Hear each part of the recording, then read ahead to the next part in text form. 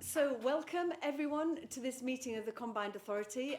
Before we start, can I say, Miles, it's so great to see you back after your accident, and it's wonderful. You've been a great colleague, and we did miss you. But also there is some sad news. So if I could just turn to Councillor Lewis for a moment. Thank you, Mayor. I'm just really sorry to say for people who may remember Councillor Mick Lyons, who used to be chair of the Transport Authority and one of my colleagues on Leeds Council for 40 years, sadly passed away last night at the age of 93. So just thought, as we're a combined authority where many of the items, including bus franchising, which is on the agenda later, were issues that are very close to Mick's heart, I thought it'd be appropriate to say a few words at the start of the meeting. And I think lots of people know Councillor Debbie Cooper, one of our deputy leaders at Leeds, is Mick's daughter, and obviously our thoughts are with Debbie and all of Mick's family at this time. Thank you, James. I wonder, Ben, if we could send a letter of condolence from the committee to Debbie and the family. Thank you. Okie doke. Apologies, Miles. Thank you, Mayor. Before I come to the apologies, I hope I could just briefly say thanks to you and the other members of the committee and our senior leadership for all the kind support that was given during my time off due to being the victim of a road traffic accident in Bradford, and also to Councillor Hinchcliffe as well for all your wonderful support throughout that. Could I also just put on record my thanks to our wonderful Chief Executive, Ben Still, for all the wonderful support that is on offer for staff here in the Combined Authority who suffer incidents like that, for which I'm very, very grateful. Can I also thank you too, Mayor, for all the wonderful support you do with Vision Zero and pushing that agenda, because as a victim, it is nice to know in you we have a champion who is standing up for us, who is a voice when there is none. So thank you very much. And also to our wonderful director, Satinder Sahota, and also to Natalie Rotherham and my wonderful manager, Sarah Naylor. Thank you very much for all the support from all the members of the committee and the senior leadership, which meant so much to me. So on to the apologies. Councillor... No, Miles, I was not expecting that. So that is very kind, and you've caught me as a bit of a sucker punch, so thank you. We are all incredibly delighted to see you, and it doubles down our commitment to Vision Zero. So thank you, Miles, and so apologies. Thank you, Mayor. So apologies from Councillor Patterson with Councillor Crook attending as her substitute, Councillor Holdsworth with Councillor Galton attending as her substitute, and Fatima Khan Shah, Mayor. Thank you so much. Okie doke. Declarations of interest. Do any members have any interest they wish to declare? No, thank you. Exclusion of press and public. Officers have advised that information contained in Appendix 1 to Agenda Item 15, bus franchising update, are treated as exempt under Paragraph 3 of Part 1 to Schedule 12A of the Local Government Act 1972. This is because they contain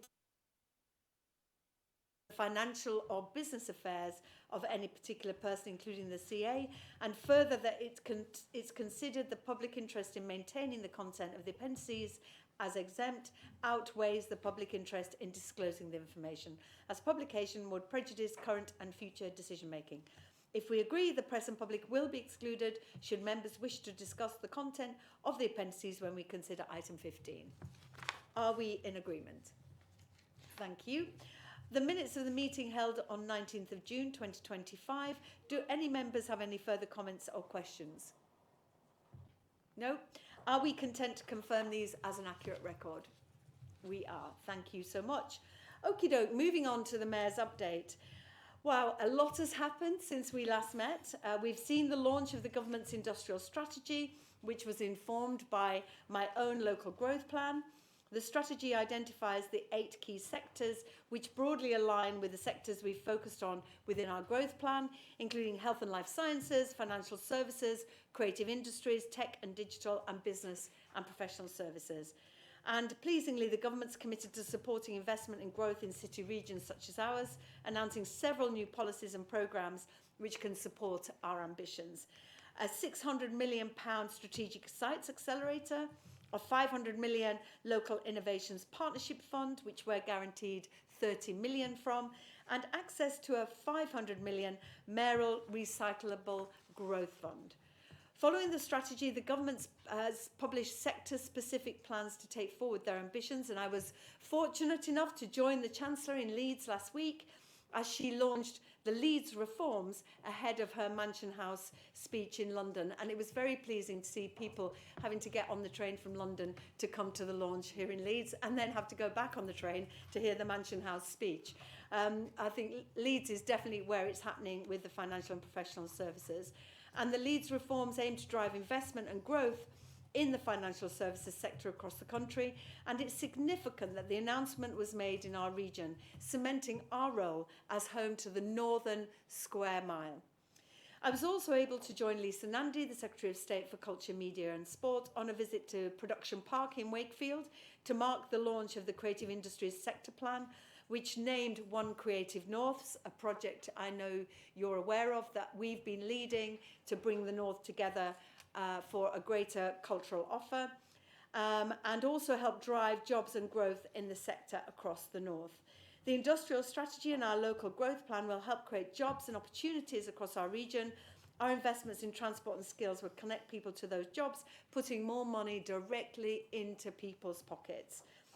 In the last month, I also welcomed Miata van Buller, the Minister for Energy Consumers, to Bradford alongside Councillor Hinchcliffe to look at our work on retrofit.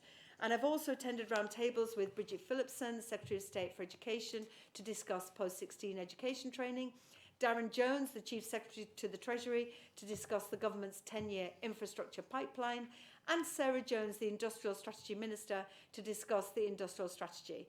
I was also able to speak with Jim McMahon, Minister for Devolution and Local Community, before the publication of the English Devolution and Community Empowerment Bill.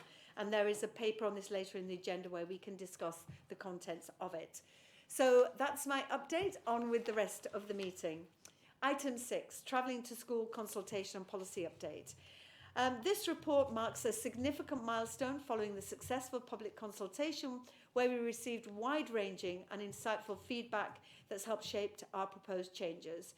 And this consultation and the outcomes have paved the way for constructive adjustments to our policy, and these changes are designed not only to improve consistency, but to ensure services remain affordable and sustainable, minimising, where possible, disruption for pupils and parents alike. We're being asked to approve the revised school transport policy as detailed in the report, and additionally we'll be engaging proactively with schools to ensure they're well prepared for implementing these changes commencing September 2026. Our current school transport system in West Yorkshire is robust, serving 20,000 pupils daily across 328 buses, supported by diverse funding sources.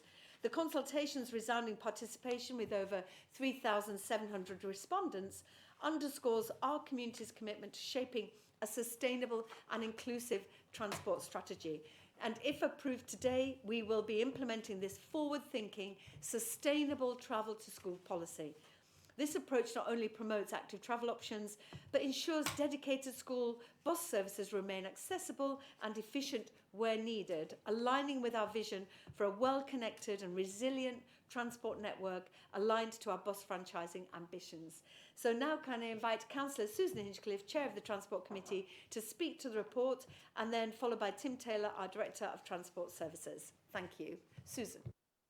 Thank you, Mayor. And can I first of all say thank you to all those people who participated in the consultation exercise and all the work that's gone into this. You rightly say it's one of the most comprehensive school bus programmes in the country, I think, actually. We dedicate a lot of buses to schools and getting our children around and about in West Yorkshire. But I'll pass over to Tim Taylor, who's on the detail. Thank you. Thank you, Tim. Thank you, Mayor. So this paper provides an update on the consultation and proposed policy changes as a result of that public consultation, which the Combined Authority conducted for 7 weeks during April, May and June. And members will recall back in April we brought a paper which was approved and given the approval to proceed with that consultation to get the views of the public on the longer term approach to school transport, including those school buses.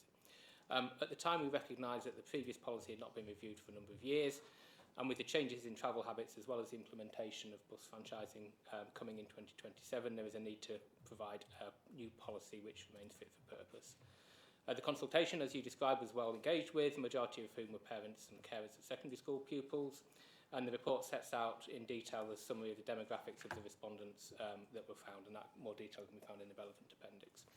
The consultation also showed clear support across the objectives of the school travel strategy, with broad overall support for our objectives and strong support that travel remains, and rightly so, affordable. Our recommendation following detailed analysis of the feedback from the consultation is to implement a new sustainable travel policy, with key variations from the option 4 set out, and making sure that those take into consideration the consultation feedback. Under this policy, we would revise our guidelines for the provision of dedicated bus services to secondary schools, with changes implemented over time to services that were provided now, taking advantage of the process of bus franchising implementation to ensure changes are undertaken to minimise where possible the impact on pupils and parents. Under this policy, those children and young people who can be expected to safely walk, wheel or cycle to school should be encouraged to do so, and those children who cannot safely walk, wheel or cycle should be able to feel confident in using public transport to get to school.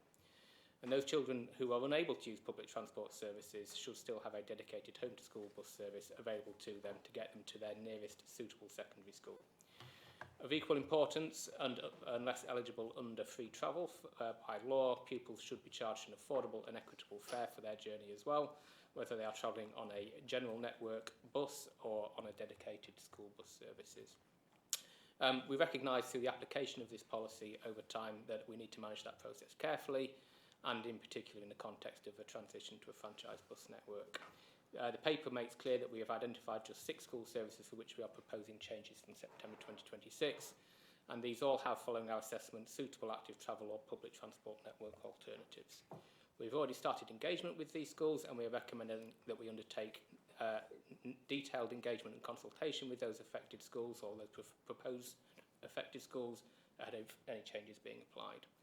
Further ahead, as the combined authority is moving towards implementing bus franchising, the school bus network will be considered as part of that implementation process to see whether any changes in the general bus network might be able to make it easier for children to use those school services. Any further changes described beyond these papers will require more detailed assessments, taking into consideration those changes resulting from the network being transitioned into franchising.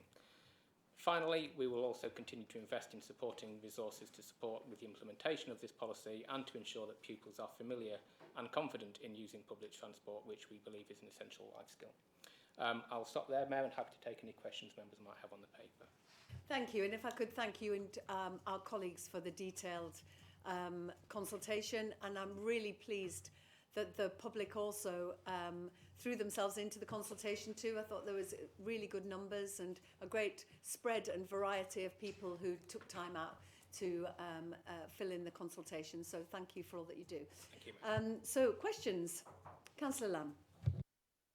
Yeah, thank you, Mayor. I've flagged up some of these concerns with officers outside of the meeting, so it's not completely out of the blue.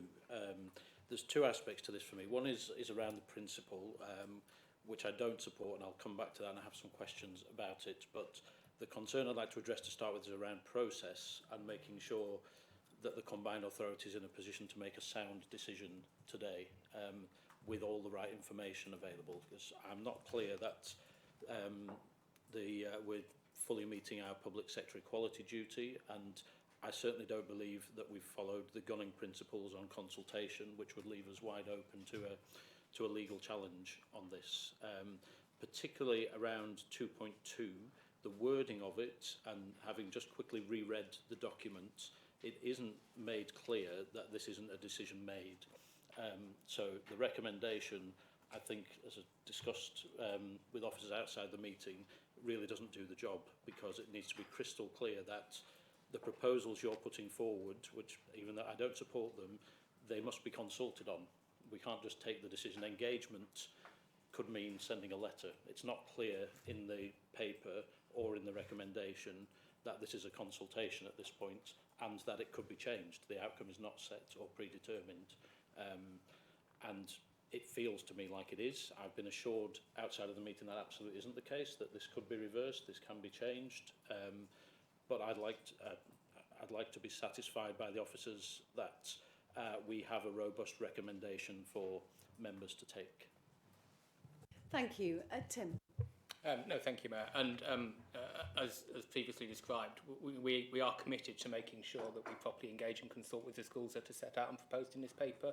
We want to make sure, and again, part of the principles of not proposing any changes ahead of September 2026 is to allow adequate and reasonable time for that consultation and engagement to take place, making sure that our assumptions that we have taken through the assessment of schools and the alternative arrangements for those schools in question have been reasonably considered, that we've not made any mistakes in those assumptions, and that we can take into account any changing factors that those schools might put forward and parents might put forward as a result of that process. So I think we are satisfied that that process is both robust and reasonable in terms of moving forward in both the application of the policy and our interpretation of it for those schools affected.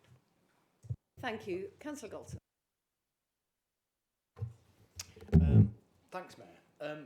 I just wanted to understand the primary driver behind the decision, because I was looking through the recommendations earlier and then went into the case for change. And the case for change is presented here as an issue of equity.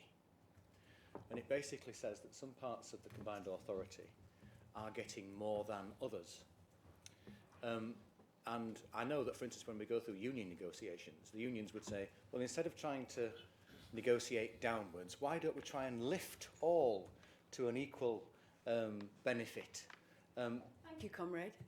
Yeah, and so I just wondered what this inequity was, because it isn't actually mentioned in the paper who was getting more than somewhere else and how you were measuring it, because I thought all of this was about making sure that specific school communities had their needs addressed by having specific bespoke transport solutions made for them.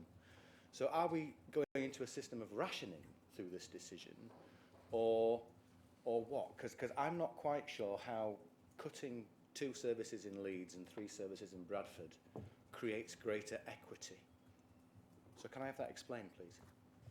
Thank you. I'm just going to come to Satinder on the legal position that was raised by Councillor Lamb. Then I'll come back to Tim to answer that question. Thank you. Thank you, Mayor. And relative to Tim's clarity regarding his further explanation in terms of there are going to be no service delivery changes and there is going to be engagement and views taken from relevant parents via schools, I am satisfied that the gunning principle referred to in respect of consultation will be met. I hope that satisfies members. I'm also grateful to Councillor Lamb to have the ability to discuss these matters before the start of the meeting. Thank you, Mayor. That's always a good principle, and thank you. I would second that. Thanks for raising it before the meeting. But also, just before I come to Tim, we are changing the bus offer in West Yorkshire. The Weaver network is going to give us so many more opportunities to connect young people to places that they've never been connected to. So it was a wise decision to look at, as part of franchising, the school bus offer as well. But Tim. Thank you, Mayor. And absolutely, we want to make sure that as the policy sets out, that there is, consistent, equitable and reasonable access to a bus network, be that dedicated home-to-school transport or indeed the general bus network. And again, franchising affords us the opportunity to make changes to that network to allow that principle to continue. But we are also keen to make sure that we encourage the use of active travel through that process and make sure that pupils are confident in using the general network. There is, by design at this moment in time, a fairly considerable level of variation in the level of provision of service across West Yorkshire, and that has evolved over a number of years. And this policy aims to redress and review that over time, but using, as I say, the principles of the franchising network to help us make those changes. Thank you. Councillor Love. Thank you, Mayor. Can I ask on behalf of the ward members who are affected by these changes if you can arrange some briefings directly for them, and not just for the wards in which the schools exist. One of them is in my ward, but the children who are affected are in an adjacent ward. Yeah, very happy to do so. And again, part of the reasons for us giving considered time for implementing any change is to allow that proper engagement to take place. So very happy to have that detailed engagement, and indeed that has already started on a number of occasions already. But yes, very happy to do so. Thank you. Thank you. And any changes will be September 26th. So we have time to engage with all communities, and I would appreciate board members being part of that conversation. Thank you. Councillor Galton. Thanks, Chair. The response I got didn't answer my question, which was, what was the problem of equity that was presented that you were hoping to solve by these measures? And which parts of West Yorkshire were deemed to have more than their fair share of school transport provision? And secondly, we've been told that the new franchised Weaver service will be the solution to ensure that everyone has equitable access to transport provision. My understanding is that the franchised services won't be introduced until well after these changes are implemented. And given the track record of current providers in pulling back frequency of services at the drop of a hat without any consequence from the combined authority, what confidence do we have that the services that we're referring children to that have got reduced school transport services from this proposal, that they will actually be there for them? Have we got a deal?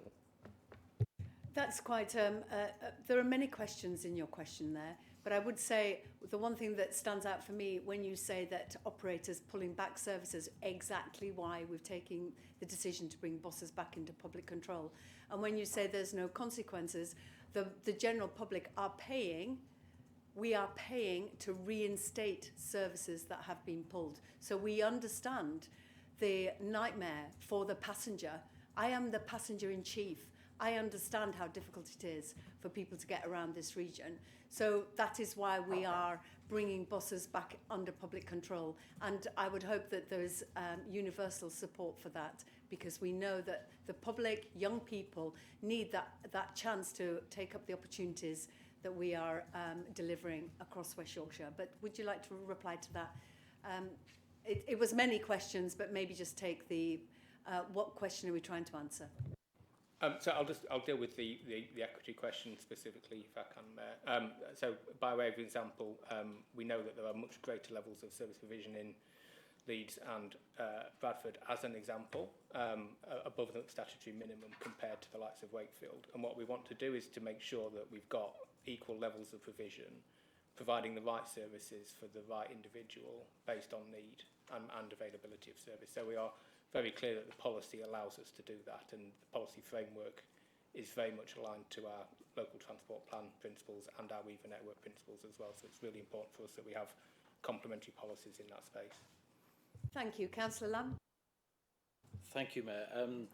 Sorry for coming back to this, but it is very important to a lot of people, and I get a lot of correspondence as a ward councillor. I've had the most correspondence comfortably on this issue as a member of this board than anything else in my time here. So I mean, I don't support the policy. I think it's an attack on choice, an attack on faith-based education in particular, making it harder for people to make the choices they want to make. My assumption is that for most parents, if walking, wheeling or cycling was the best option for their child, that's what they'd be doing now. I don't think it's for this combined authority to make that decision on their behalf, but that's my position. I've got a question and then a bit of clarity. So on the specifics of the withdrawal of the proposed withdrawal of the S64 and the S66, which go from Baildon to Titus Salt Secondary School, I understand they then become the P64 and the P66. It's not clear in the papers what happens to the P64 and the P66, because they go, if I understand correctly, they come from Baildon to Titus Salt, drop off secondary school pupils that start at one time. The primary schools start a bit later, so it then becomes a primary school bus. So will the primary school bus still run? And how is there an efficiency if the same bus still has to do the journey just one way? It won't have any passengers on. Thank you, Councillor Lamb. But also, can I encourage you to pivot everybody that's coming into your inbox into this consultation? I'm hoping that they've all taken part rather than just filling up your inbox. Thank you, Tim. So in terms of that specific service, again, as previously explained, Mayor, the whole principle of this process is to then engage with the schools affected through this change. The policy itself talks to secondary schools, not primary school movement. So again, I think that we've made that point clear. But we will make sure that we understand the implications of any change ahead of applying those. So again, we're happy to engage with you and your ward members and constituents on that matter. Thank you. Okie doke. Councillor Lamb. It's the final point of clarity on the decisions, but people have contacted me since the consultation closed, having taken part, because they feel that they haven't been listened to. That's why they've got in touch in large numbers. The clarity point I wanted to make on 2.2, I believe it needs to be either clear in the minutes or we need to change the recommendation and relaxed which way we do it to make sure this is not a final decision. The final decision on whether to withdraw these services needs to come back to this board following consultation. I don't believe it's within the gunning principles on consultation or fulfilling our public sector equality duties if we make that decision and don't make it clear today. As a parent myself, I know that change is difficult and change is very stressful for parents when they're making choices about which school to send their child to. So I can understand the parents' anxiety, but we are doing this because it was an historic relationships with different schools that had no clarity and no framework. We've got to sort it out as we go to franchising. So that's why we're doing it. But Ben, if you could speak to Councillor Lamb's particular point. Thank you, Chair, and defer to Tim if anything I say, Tim, isn't as you would say it. But I think what the paper is seeking here is we have consulted on should the policy change and should there be a consistent policy, and so the first recommendation is asking that the policy recommendation is agreed. That gives us a consistent policy framework that will then be deployed as we move into the rounds of franchising in the future. But it gives that basis. What's happening with the 6 schools is then an issue of has the policy been correctly applied for all the schools and for those 6 in particular, and that's the engagement that is undertaking with the 6. Is my understanding. So if the policy's been applied correctly following engagement with the school, then the recommendations would be enacted. If they're not. And for further changes in the future, we would of course bring an update back to the combined authority. Is that correct, Tim? Tim, anything to add? No, thank you, Mayor. Good stuff. That was a good, robust conversation, as I anticipated it being. Thank you so much. And to any parents watching or teachers, please do continue to stay engaged. Moving on to the approval, are we content to approve the changes to the school transport policy to endorse engagement with affected schools and note the planned approach to managing service changes in line with franchise bus service implementation plans? Are we happy to approve the changes to policy? Thank you so much. Any abstentions? Any disagreements? Thank you. Good stuff. Moving on to West Yorkshire Infrastructure Strategy and Spatial Development Strategy. The title is pretty technical, but what we're really talking about is something absolutely fundamental, creating a clear long-term plan to guide where and how our region grows and infrastructure we'll need to support that growth. I'm really pleased to see this report come forward. It sets out a clear and ambitious plan to begin shaping that future, ensuring we're not simply responding to national policy, but helping influence and lead it. By getting ahead of the curve, we're giving ourselves the best possible chance to set a joined up vision, one that brings together planning, housing, transport, energy and infrastructure in a way that works for our people and places. Now, the spatial development strategy will give us a long-term, region-wide framework for sustainable growth, and the infrastructure strategy will help us map out what's needed to support that growth and secure the investment to make it happen. And together they offer a fantastic opportunity to deliver on our ambitions, building thriving, well-connected communities, attracting new investment and unlocking sites for housing and jobs across the region. May I invite Councillor Denise Jeffrey, as Chair of Place Regeneration and Housing, to speak to the report, and then Liz Hunter, our Director of Policing, Environment and Place, take us through recommendations. Thank you. Denise. Thank you, Mayor. I think you've covered it very well, but we have been discussing this at our Place Committee, and obviously today we're asked to start work. It's obviously statutory. We're asked to start work on both plans, and I think that that's the thing that we should do. And we've had great discussions. We had a workshop last year about this. Now it's coming forward, and it's exciting, it's innovative, and it's the way forward. And I think that I would say that as a committee today that we should move forward and start work on both plans together. I'll ask Liz too. Thank you so much. And certainly being at the meeting with the newly formed NISTA and their 10-year infrastructure plan, I'm really pleased that we're ahead of the game and we're developing our own infrastructure plan to inform governments. Liz. Thank you. So just to add a couple of things. So as you rightly say, the spatial development strategy is the statutory duty, which will be through the Planning and Infrastructure Bill. And then the infrastructure strategy is the document that we think is important to go alongside it. We think the evidence base can be developed for both in parallel. And as you rightly say, there are others who are looking at pipelines. And we think the infrastructure strategy, as Councillor Jeffrey has already mentioned, we've discussed at our Place Committee, and there's interest from others like the health system to make sure they work with us. So it's not just about our infrastructure that we have accountability for around this table, but also how we align and look at other infrastructure that's needed. And just to bring it right back to the purpose around this is that we have a really ambitious growth plan, as you've mentioned, and so these documents are in support of enabling that local growth plan to be delivered. And the strategic development strategy, we still await guidance from government, but we think we should try and get ahead of that, as you say, so that we're starting the work already. We do know that the expectation is that spatial development strategy should look at strategic patterns and scale of development. It should look at key infrastructure, so the relationship to mass transit, therefore, is one of those key bits that we can look at, but it's not the only one.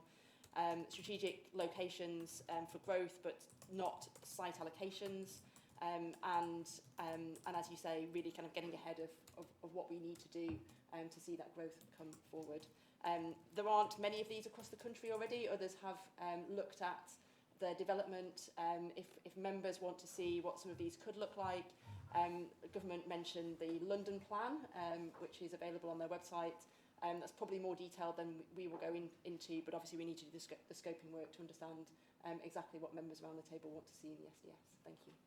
Thank you. One thing that did cross my mind, Liz, is that there's a time frame of 18 months. That feels like a long time, given that we know an awful lot about what we want to do in our area.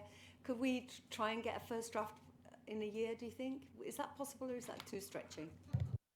Thank you. So always good to have a challenging target. I think the expectation from government is that these will be in place by the end of the Parliament. There is guidance around the examination in public and how that would work. So certainly us having a draft and understanding what we want within that within a year would be a helpful way then to make sure we're timing into those statutory processes that come after that. Sorry, Liz, the infrastructure strategy, not the SDS. Sorry. No, thanks for the clarity, Ben. Because it's mentioned that the infrastructure strategy is 18 months, sure, whereas the SDS is 4 years. Yeah, I do understand that, because that involves water, cabling, all the other infrastructure, energy and so on. But the infrastructure strategy. Yes, we will do our best, Mayor. Thank you. I'll take that back to the team and see if we can map out the plan to be able to do it in the year. Stuff. Any comments? Yes, Mandy. Thanks, Liz. It's really good to see that, as it's obviously a fundamental part of the growth plan, and then an opportunity for the businesses within this area to achieve their growth perspectives from our growth plan. Whilst we're looking at that plan, are we able to look at the policy of how we purchase things from the local area to make sure that that growth achieves the ambitions of the businesses in this region, as well as the national and regional objectives? Thank you. Great suggestion. I think we could take that away. Thank you. Councillor Galton and then Councillor Anderson. A point well made, Mandy. I was quite surprised. We were told about the transport consultation which was happening in our area, and it was sent by a company based in London. And I thought, I'm sure we've got companies that could deliver that within our own region. So let's hope that that gets take into consideration. My question there is really around how you include people in that conversation around deciding what is an important aspect of our spatial strategy. And it's interesting because the place concept, people, when they think of the place where they live, they tend to think of the village or the town or the city that they live in. They don't tend to think it's West Yorkshire. So as part of that strategy, we need to make sure that we're having those conversations in localities to talk about their needs in terms of infrastructure. And I'll give you an example. There's a growth, for instance, in logistics.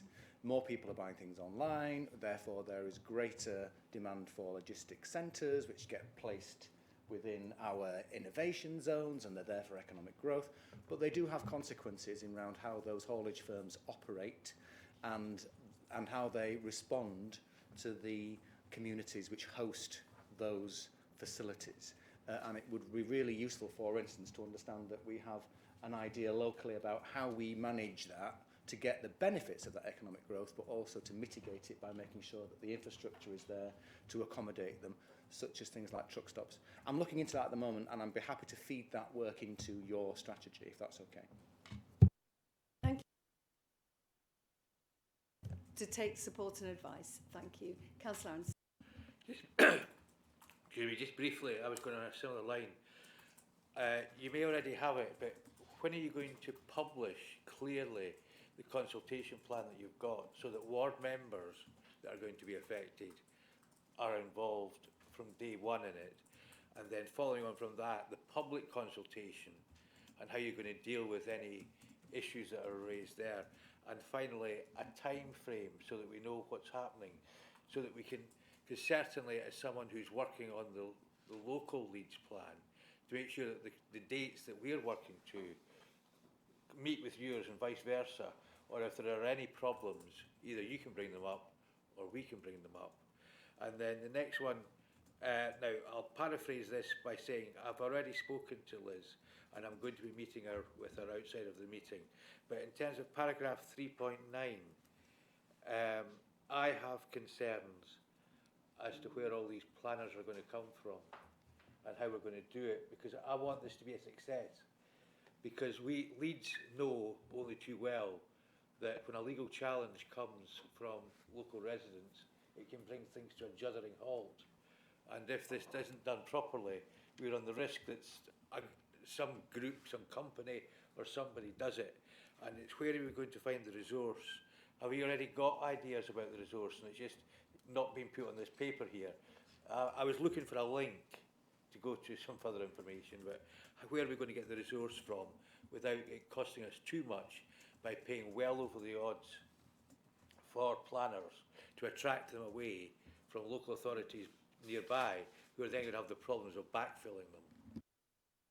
Thank you, Councillor. And what's really helpful is that our local authority partners have local plans themselves, so that will be a really good start for these up-to-date local plans that some local authorities have. And also our corridors of opportunity, we can see the picture there, and the work that's been done on the infrastructure ambitions around those corridors based on transport links as well. But Liz, would you like to respond to that? Thank you. We brought it here today really to make sure that you were, as a board, comfortable that we did these two pieces of work, and particularly that we started the spatial development strategy, sorry, too many S's, ahead of the bill being enacted, to kind of get ahead. If you are in agreement to that, then some of the work, Councillor Anderson, you're talking about in terms of mapping the timeframes and making sure that we do have those robust plans in place, we can now go away. If you're happy today to kind of kickstart this, we can do that work. And it'll be really important, as you say, to make sure that we've set out that in advance so that people know when they can get involved. On the resourcing, we are lucky that we do have some planners already in my team who've got that planning background, even though we haven't had a planning function so far. So they've been really helpful in making sure and starting to think about this. But again, resourcing, as the note says, is something we will continue to look at and see what we can do. Ideally, we will do as much as we can with the existing information we have, but clearly we need to do more work, particularly on the kind of evidence base, linking to what we've already got in the local growth plan and then what next. Councillor Galton always take offers of interest, so we can follow up afterwards on that. I think what it might be helpful to do is if we kind of come back to the committee at a relevant point around the kind of scoping of the work, so that people are clear about the level of detail that this infrastructure strategy will go into, because clearly you still do have plans at a local level that we necessarily need to replicate in all its detail, but we need to make sure that we've got a regional approach to it, and maybe we could come back with how that looks, both in terms of the SDS and the infrastructure plan. Thank you so much. Councillor Hinchcliffe. Yeah, I'm just welcoming the programme, really. I think it's a good opportunity to maximise our resources as well. I'm just reminded that I think not too long ago there was statistics saying 22% of all the health tech jobs in the country are located in West Yorkshire. So it is a real strength for our sector, and we need to capitalise on that. And if we can grow that still further, then that gives us a real opportunity for high quality jobs in the region, which will therefore be able to retained here and grow further businesses from that and further consolidate our advantage. So I'd just like to sort of welcome the investment, really. Thank you. Thank you. Councillor Lamb. Yep, thank you, Mayor. Firstly, just to echo Councillor Anderson's point about resourcing. We know in our authorities we don't have enough planners, and a lot of this work is very detailed and technical, and it needs planners to do it. And it is a concern that we don't either race ahead by pinching all the good planners to come here and then leave our constituent authorities struggling to do the work they need to do. Or equally, if we don't do that, do we have the capacity? Are there some creative ways that we can working with universities, for example, to develop this? And then the second point for me is around geography and sort of not being too insular with this, while we can only develop a plan for within the boundaries that we're responsible for. If you look at the map at the end, if you're in Holmfirth or Todmorden, what happens in Sheffield or Manchester infrastructure-wise is as significant as what happens in West Yorkshire. If you're in Wetherby, which you'd always expect me to bang the drum for, then what's happening in North Yorkshire and York and Harrogate is as important. And if we just have an insular plan, it doesn't actually reflect the needs of all of our businesses and residents. And in the end, this is what this has to be about. It's about making people's lives better, making it easier to do business, making it easier to get around, and people's lives don't start and stop at the edge of West Yorkshire. But they probably should. But I do agree, and that's why it was important for me to sign the White Rose Agreement with the Mayor of York and North Yorkshire and the Mayor of South Yorkshire. And obviously we have strong relationships with the Mayor of Greater Manchester and Liverpool. So you wouldn't be surprised that, of course, those conversations are continually ongoing. But this is about the approval for the first steps. So thank you for your comments on that. So are we... So there was the first bit. I think it's really important we get some reassurance on that. I appreciate it's too soon to have the detail, but just the principle of where the resourcing is going to come from to deliver this. I'm so sorry, I thought Liz addressed that, in that she's got, to get us to this point, we have planners in the team, but Liz, do you want to come back? Thank you. There's a couple of things. So one, government, as the note says, has given us some funding to be able to start this work. So we'll be utilising that funding as far as we can. We're then hoping that there will be further funding for subsequent years, given that, as the Mayor said, this is a kind of 4-year programme. I do have some planners in the team. We will be looking to understand whether we need to supplement that. And we will want to work with the local authorities, because, as you rightly say, that's where the expertise is.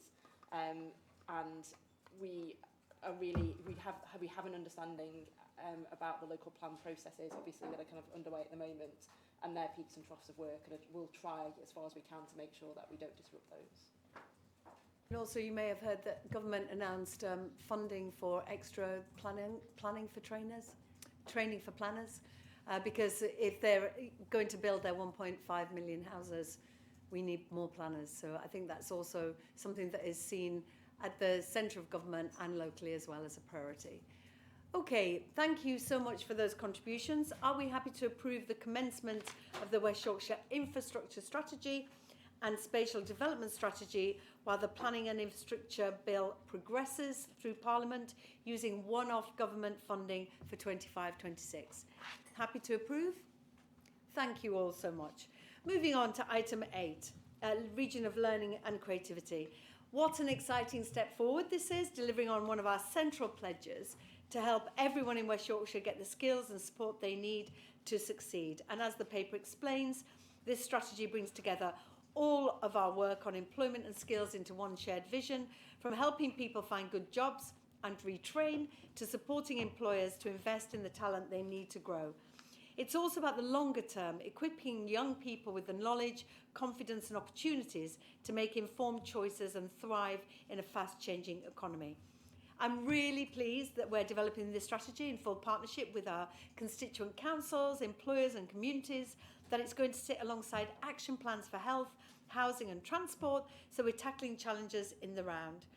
Alongside this, we're also being asked to approve the new Connect to Work programme and an expansion of Skills Connect, both of which will help more people into good jobs with the right support. Now, just to flag that the Connect to Work programme is a high fidelity model that government has asked us to deliver. We have very little scope or ability to change the delivery model for this, despite our frequent lobbying and requests for greater flexibility. I'm going to come to Michelle Burton, our Head of Employment and Skills, to take us through the recommendations. But before I do, can I please ask Ben Still to come in, who's got a suggestion for a tweak to the wording of the recommendation on this paper and the reasons why we think this tweak is needed. Thank you, Chair. So if I may just point members to the recommendations for this paper in that concern the Connect to Work scheme.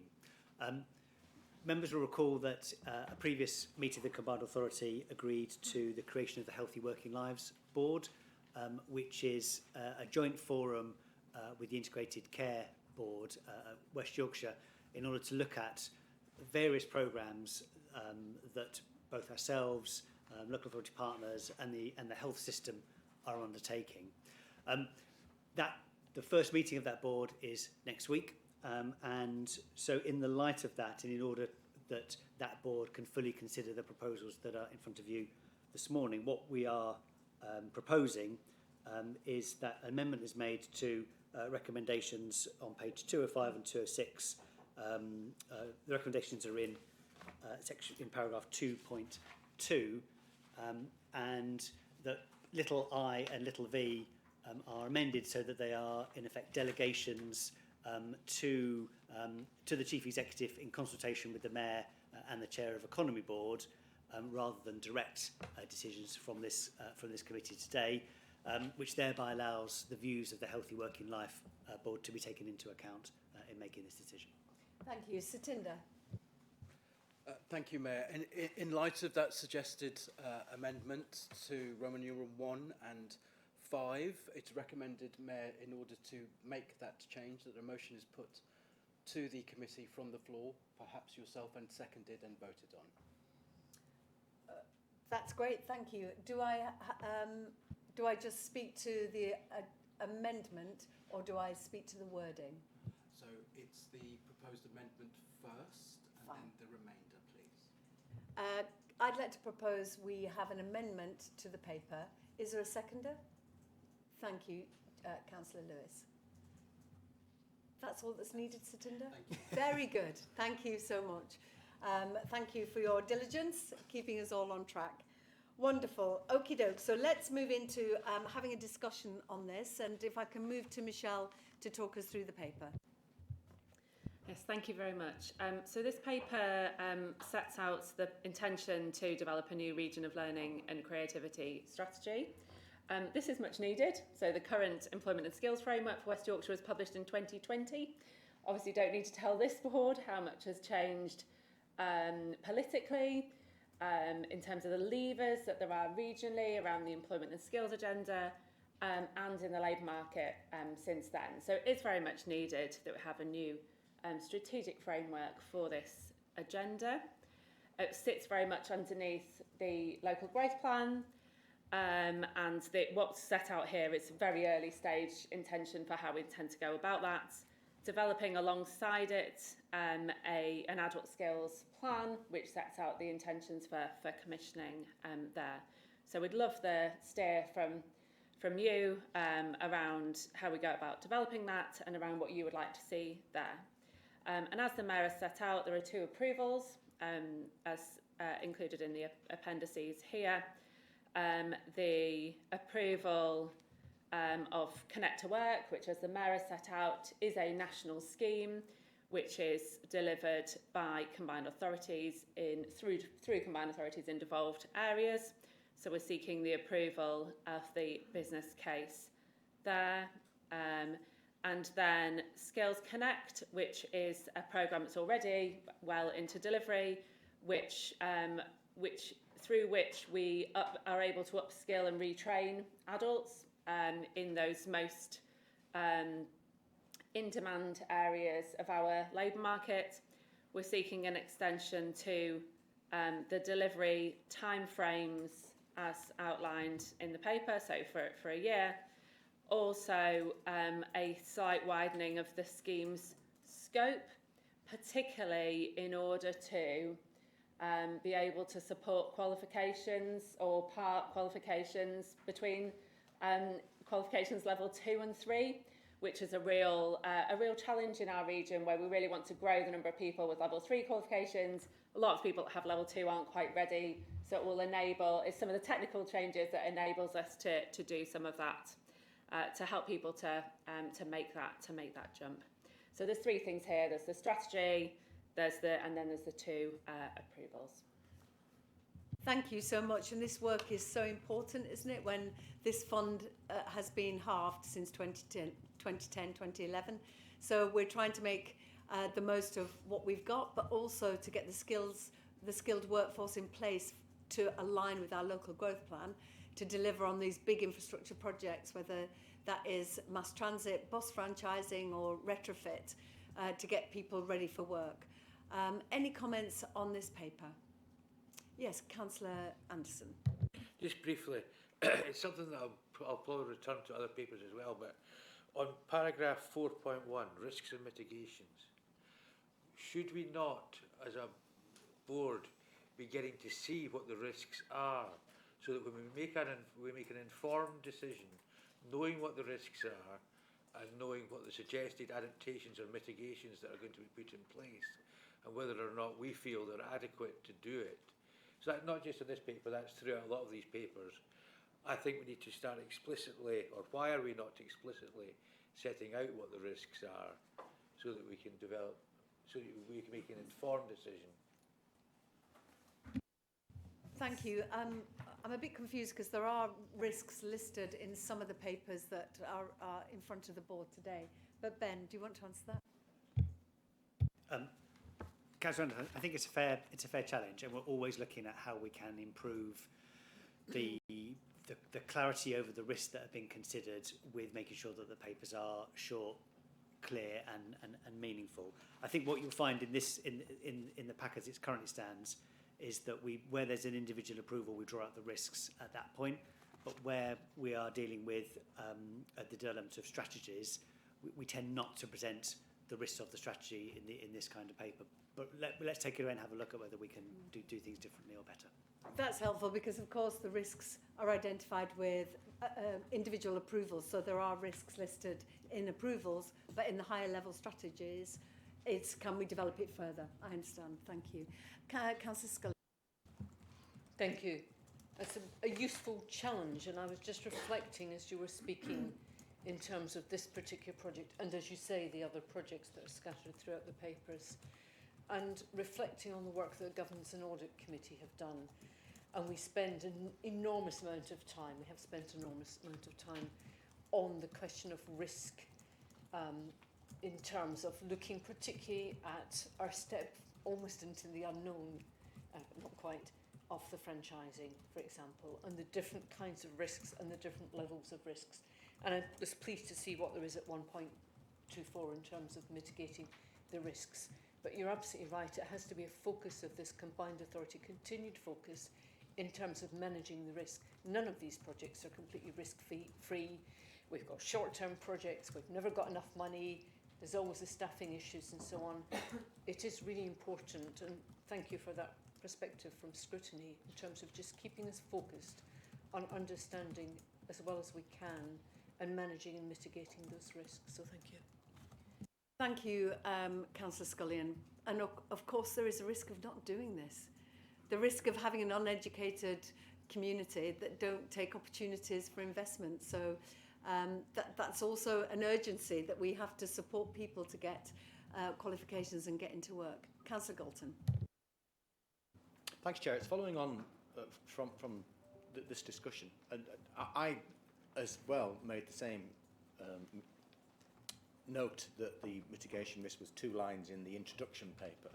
But I was relieved that later on, when it was talking about the Connect to Work programme itself, there was some recognition of the risks that we're going to be facing. I think what Councillor Anderson was hoping to see evidence of was what evidence there was that we were investing in evaluation to ensure that we were not going to be surprised by those risks coming to fruition. Do you see what I mean? That throughout the process, we are able to feed back that there is a set of clear KPIs that we're following. And if they aren't available already nationally, that we were actually putting together the information and the data to measure them locally. Because I'm aware that, as you said, Mayor, a lot of this is actually delegated by government and we have very little wriggle room to innovate in. But hopefully we are able to demonstrate that the delivery on a local level is delivering a quantum difference to that from being directed from above. Absolutely, couldn't agree more that we need to see the outcomes of the work that we're doing and the money that we're spending. But as this is an ongoing long-term programme, those risks and evaluations, the evaluations is absolutely embedded in the whole of the particularly Skills Connect. But Michelle. Yeah, thank you. So Councillor Galton is right. Appendix number 1 includes the risks at 1.24 and appendix number 2 includes them at 1.30, but absolutely take on board the point about drawing them out in the cover paper. Again, Councillor Galton's absolutely right.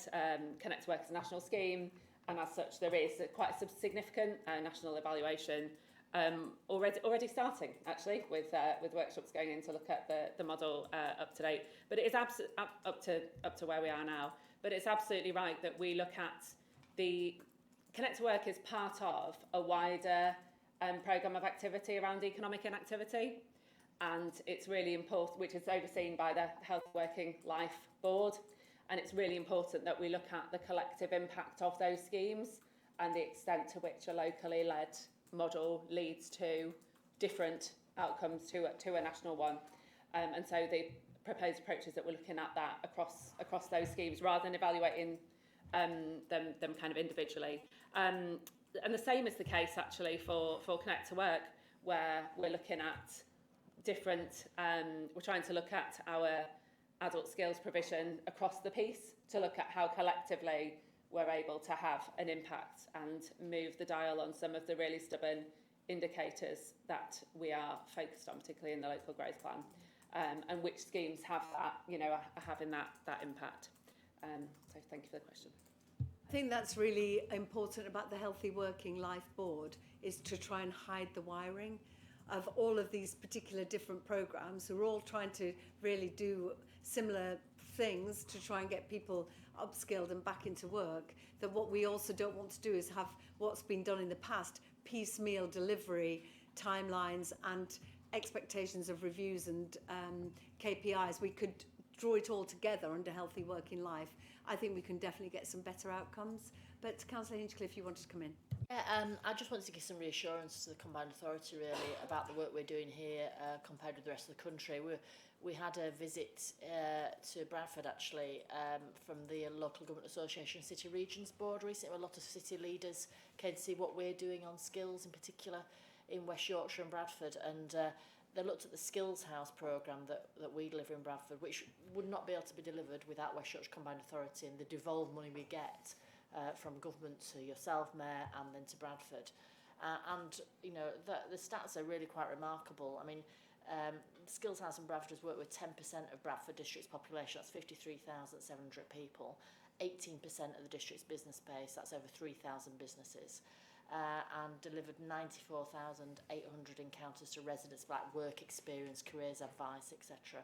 And that means, therefore, as a result of achieving a lowest rate of young people NEETs in Bradford District for over a decade. And that is the opportunity, as you were saying, Mayor, that if we didn't have devolution in West Yorkshire, we wouldn't be able to get that kind of impact. And we want to do more of that. And therefore, anything we can do to accelerate devolution, particularly from my point of view in skills, just on this particular agenda, I think we know how to make it work in West Yorkshire. Thank you so much. Councillor Lamb, and then Mandy. Thank you, Mayor.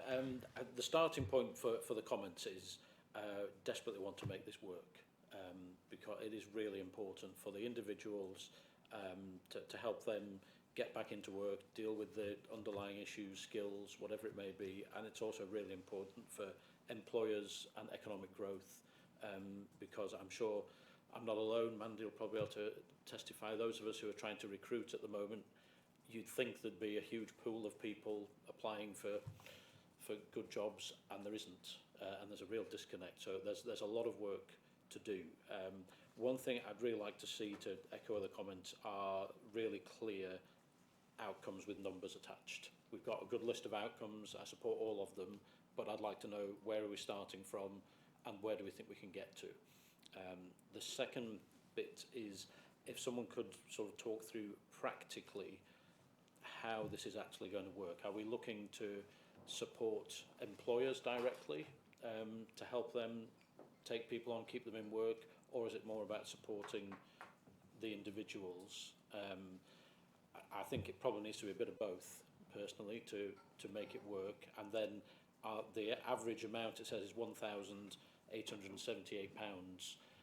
From an employer's perspective, that's not an awful lot to give you the comfort and confidence to, if you're lucky enough to have 3 or 4 people to choose from of equal ability levels and experience, and 2 of them have been out of the labour market for a substantial amount of time and 2 of them haven't, it's a very difficult decision to make as a small business, as much as you might want to take a gamble on those that aren't in the labour market, and that's something the CA could help and support with. And the final question is the Combined Authority going to put its money where its mouth is and have a target for employing people that are currently out of the labour market for posts that we're taking on?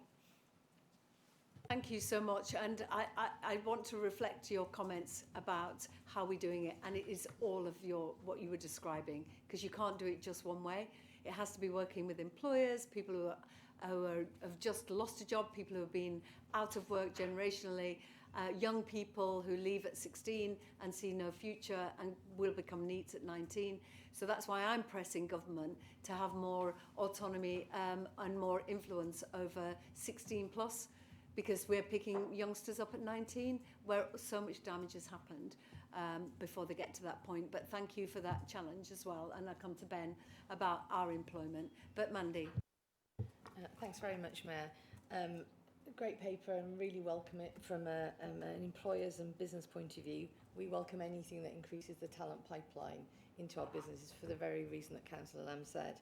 I think we often also have to be mindful and consider within the work that we do the tension between Get Britain Working and the Employment Rights Bill that's coming, and how we work with employers on being able to achieve our goals in a way that also allows employers to be able to cover the costs of those things, especially on the back of the recent increases to taxation and minimum wage, sorry. Thank you. That's really good points, and we see that on the business board, don't we? Businesses telling us that it's a challenging time. That's why we're here, to try and build that bridge. But Ben, could you address Councillor Lamb's point about our recruitment? Thank you, Chair. This isn't the first time that Councillor Lamb's asked this question, so I feel quite remiss about giving a similar answer. But we are working on both a broader people strategy for the organisation, which picks up exactly that issue of how do we recruit from different parts of the diverse West Yorkshire community, and also a workforce strategy that is looking ahead at the skills that we need. We obviously need there to be in the Venn diagram an overlap between those things. Let's make sure that we provide briefings before they become kind of formal documents, so that members are aware where I think it is going, but ultimately they will find their way to the combined authority. Thank you. And as an organisation, trying to stop people falling out of work is also as important as getting people into work. So I hope that you heard Miles's opening comments. When bad things happen as an organisation, I hope that you see that we are flexible, supportive, and there with our colleague every step of the way. So thank you for that. Okie doke, no more comments, and I'm aware that we are over 12 o'clock, so we'll get a shift on. So can we approve the strategic priorities for employment and skills, the delivery of the Connect to Work scheme, subject to government funding with a combined authority contribution? Yes, Ben? Subject to the changes that I'm about to say. Combined authority contribution of up to 50,340,000 and the revised scope and extended timeline for Skills Connect, and approved delegation to the Chief Executive in consultation with myself as amended by Ben to manage funding agreements and make future decisions in line with the assurance pathway and agreed tolerances. Are we happy to approve? We are. Thank you all so much. Brilliant. Get to work, Michelle. Okay, moving on. Business growth. The next item is an update on our approach to supporting business growth in West Yorkshire. We know thriving businesses are at the heart of our local economy. They create good jobs, fund public services, and support vibrant communities. And our local growth plan sets out our vision, and I really welcome the focus in this paper on turning that into action, including our priority sectors like digital, life sciences, and advanced manufacturing, as well as creating the right conditions for innovation and finance to flourish. And really pleased to see 2 new investment zone schemes progressing today, supporting early stage investment and closer collaboration between universities and industry. We know that helps turn great ideas into high value jobs and successful businesses. A long-term agenda, but good to see the momentum already building. I'll go straight to, would you like to comment, Councillor Lewis? Yeah, thank you, Mayor. I'll drop the 20-minute speech I wrote, given how time's going. This is a really important paper. It sets out a lot of the work we're doing and the link to the local growth strategy. I think the key things to highlight are the 2 business case summaries towards the end, which is the 2 bits of work we're being asked to do today. The first one is the investment zone and the work we are doing as one of the 8 English investment zones. And really, just to comment on this, it's been a really strong piece of partnership working between ourselves and lots of people around West Yorkshire to bring this forward.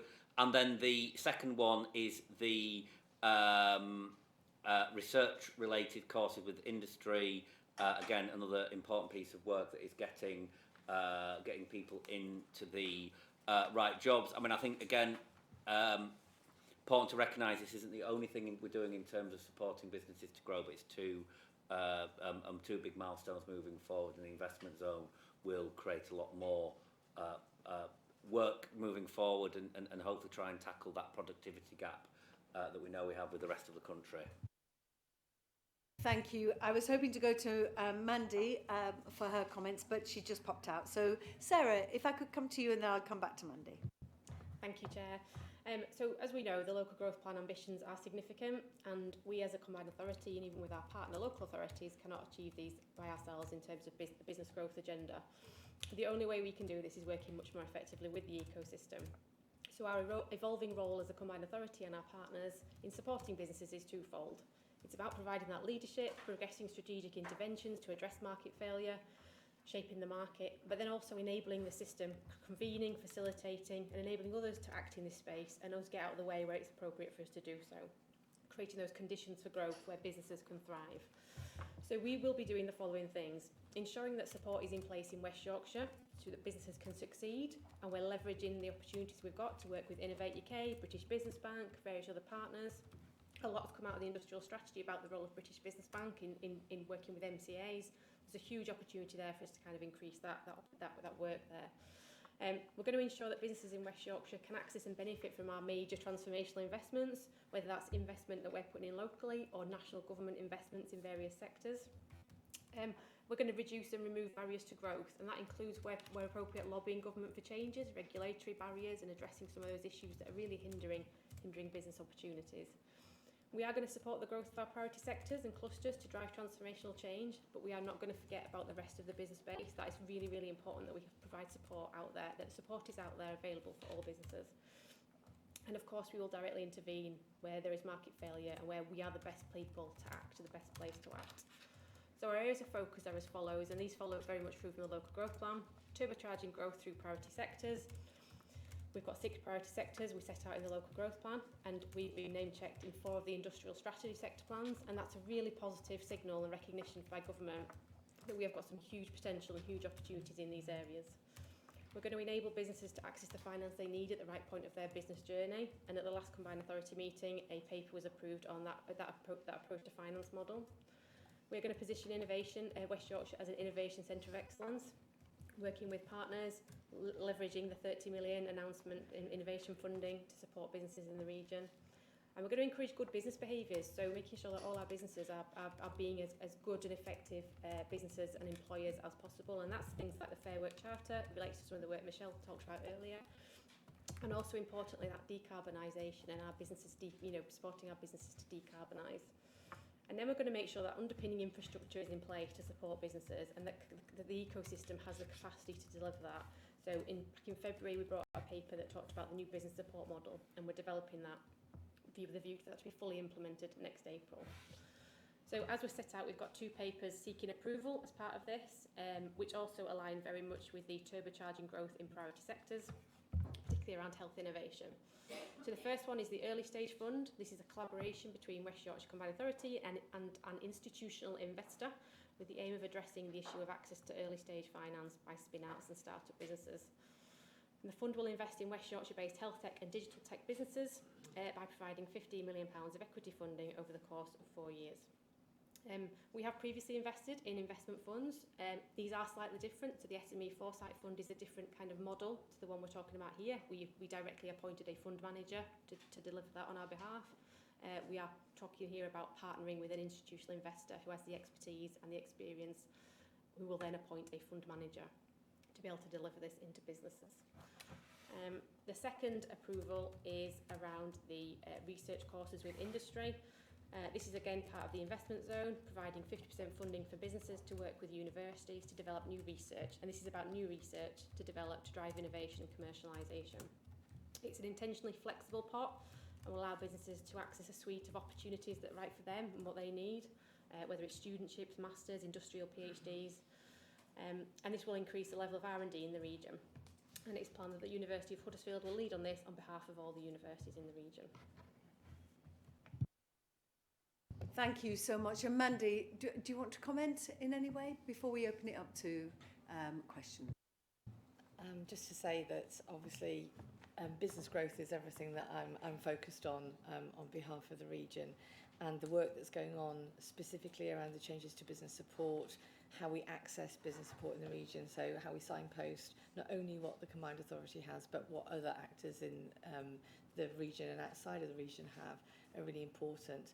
Specifically on the cluster growths, the 6 clusters that we're looking at, the cluster action plans that are being sort of put together at the moment in conjunction with business and with the businesses within those clusters is excellent work that's going on, and will cover everything within that wheel of enterprise, from access to a place to be, whether it's a factory or whether it's a co-working space, through to access to finance and investment skills and know-how, how you can set up a business, as well as how you can export, for example, and all the way up to innovation and increasing innovation in the region.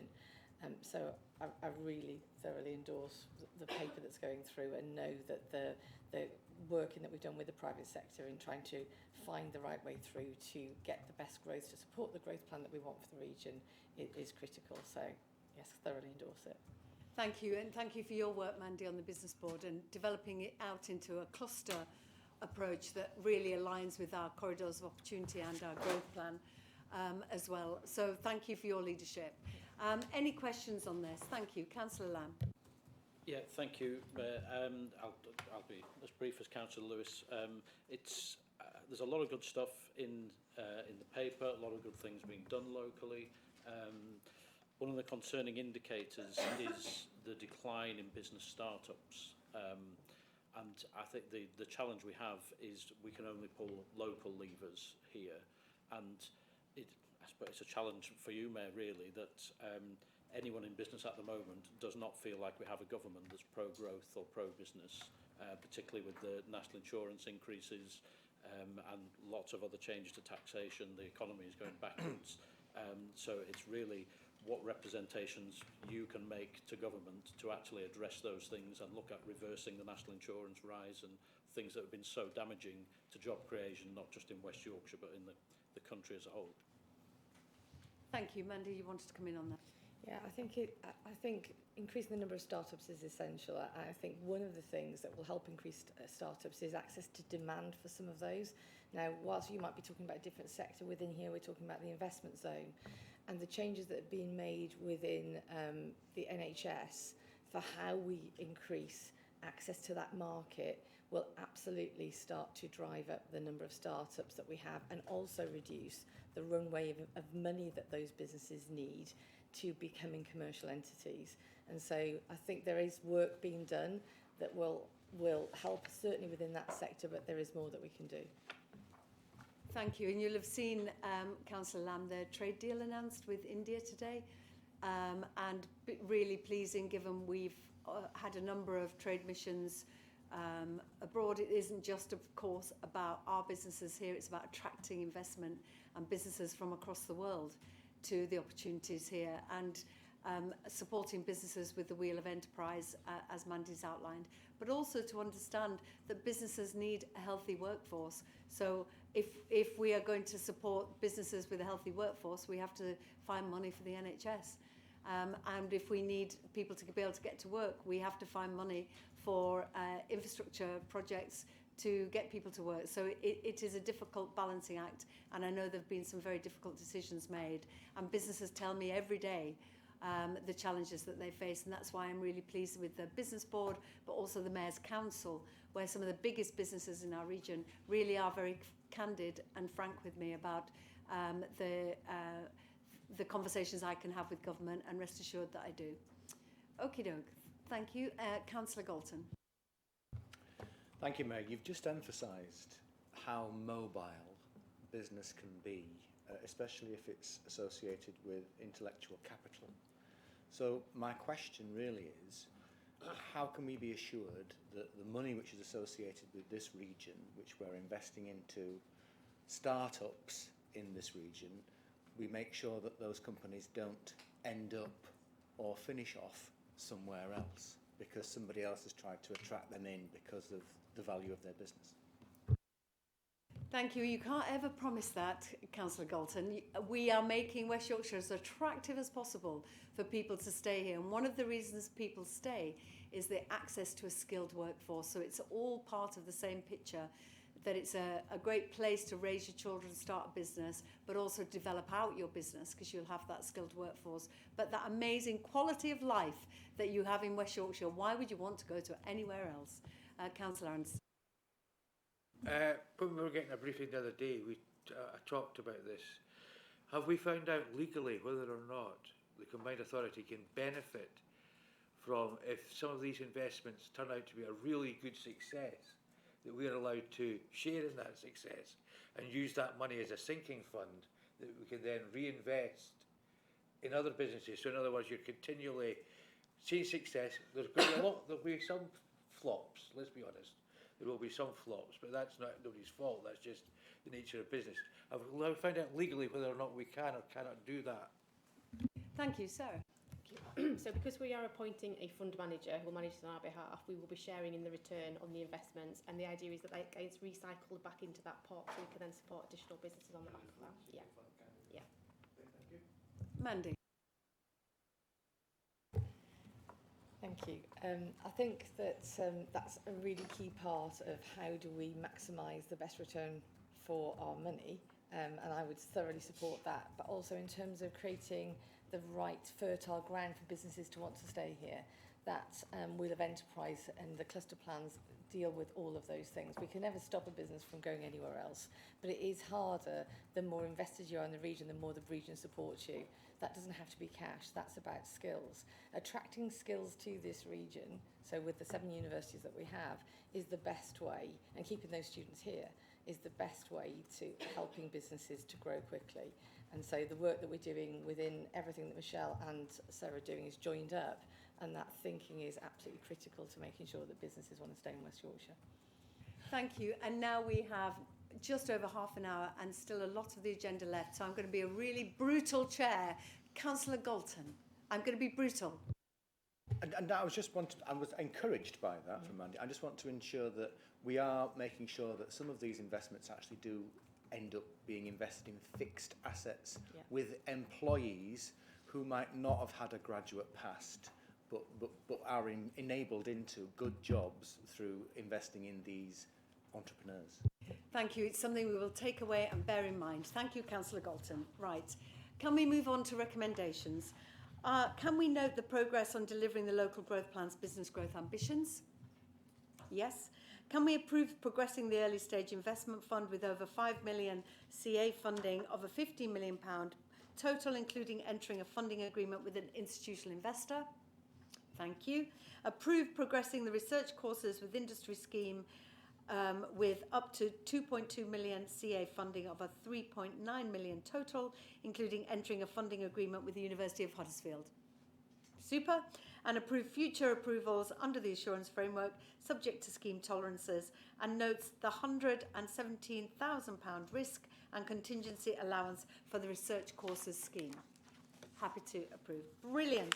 Thank you. Moving on to the English Devolution and Community Empowerment Bill and Integrated Settlement.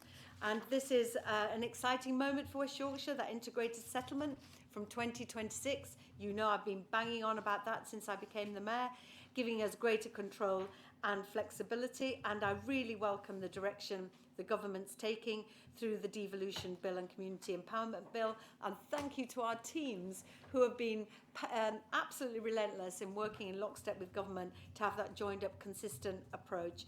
With greater powers and funding flexibilities, we'll be able to respond to local priorities and drive inclusive growth and tackle those big challenges. Sarah Eaton, our Director of Strategy, Communications and Intelligence, if you could take us through his recommendations. Thank you.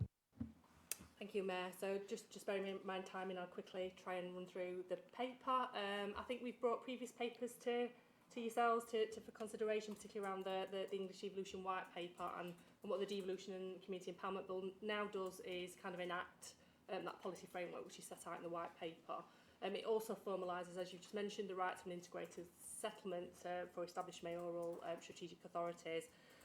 So this bill formalises the structure around devolution, and it also creates an architecture which will introduce a new tier of regional government in England, which is a strategic authority, and they'll have responsibility, as it sets out in the paper, for strategy development and programme delivery. Each strategic authority, I think it's important to know, belongs to 3 levels of devolution, and for West Yorkshire that means that we fall into that established mayoral category, and that gives us additional kind of freedoms and flexibilities and powers because of our kind of track record of delivery. The bill, and I think this is a new element that wasn't necessarily kind of outlined in the White Paper, now kind of defines 7 areas of competence for combined authorities, and they're really important. So if you look at the list in the paper, I think the first 5 that are set out there are quite familiar. They are areas of work that we are regularly talking about and delivering. The second 2 areas of competence there that are set out there around health, green and public service reform and public safety are areas that expand kind of the work that we'll be looking at as a strategic authority moving forward. The bill now kind of establishes a revised devolution framework, and the appendix to the paper kind of sets out the statutory functions that are linked to that framework. I think it's important to note that there are other kind of non-statutory offers, partnership and funding arrangements that will come that aren't set out in that appendix, and they might come through other bits of legislation that are working their way through the processes at the moment, so particularly things like rail, etc. The bill also gives us an opportunity to appoint up to 7 commissioners for each area of competence, and that's something that as a combined authority we need to have a look at. And it also creates some powers that I think we've previously kind of talked about. So the general power of competence, which is an existing broad general power that local authorities may be familiar with. A power to convene and a duty to respond, and that's so that we can kind of work with local partners to address challenges, and also a duty to collaborate, and that is where we might want to kind of collaborate with mayors of neighbouring authorities. And so, for example, the work that we're doing around the White Rose Agreement and the Great North gives us that opportunity to do more work in that space. There will also, the bill also establishes that mayors can kind of extend their powers really. I think this is really important for us in terms of the right to request. And the idea is that the current framework is a start of a tent, so that means that over time we will be able to kind of add to the powers, and indeed we will be thinking about quite shortly what additional activity would we want to request through that right to request. That means that the framework will constantly be evolving as we kind of embed and deepen devolution over this next period of time.